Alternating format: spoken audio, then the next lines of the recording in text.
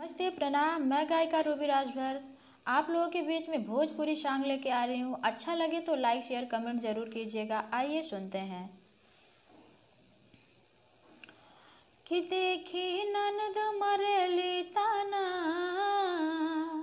अनिक लागे न घर के खाना, तोहरा न बुझाता ये राजा, कैसे रहल घर में जनाना। तुहसे शादी करके हम ता पछतात बानी हो।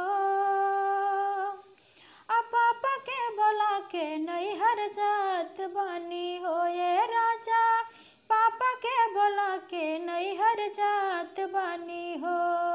देखी ननद मरेली ताना, अनिक लागे न घर के खाना, तोहरा न बुझाता ये राजा, कैसे रहल घर में जनाना। तुहसे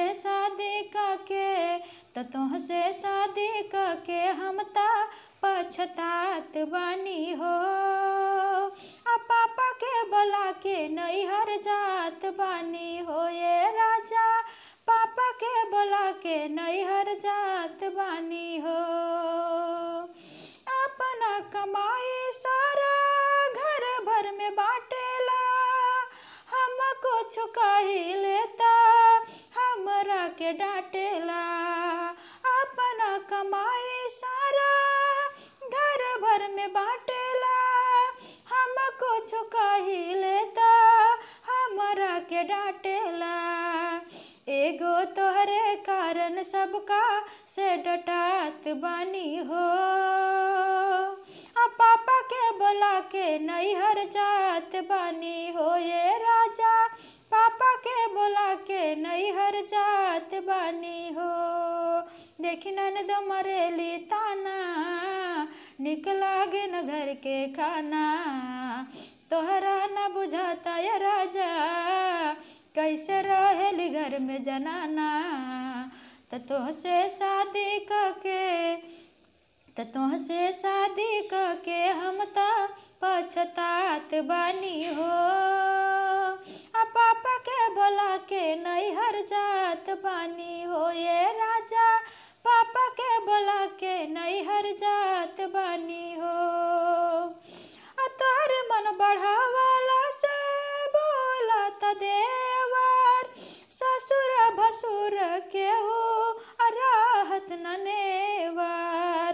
तोहर मन बढ़ावाला से बोला त देवर, ससुर भसुर के हो राहत न नेवर। तोहरे इज्जत गुनी बुढ़ऊ से डरात बानी हो। तोहरे इज्जत गुनी बुढ़ऊ से लजात बानी हो। पापा के बोला के नैहर जात बानी हो ये राजा, पापा के बोला के नैहर जात बानी हो। देखी ननद मरेली ताना, अनिक लागे न घर के खाना, तोहरा न बुझाता ये राजा, कैसे रहेली घर के जनाना। तुहसे शादी करके हम ता पछतात बानी हो।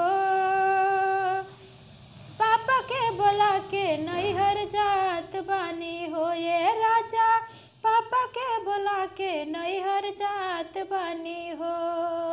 हे राजा, पापा के बोला के नैहर जात बानी हो। Thank you.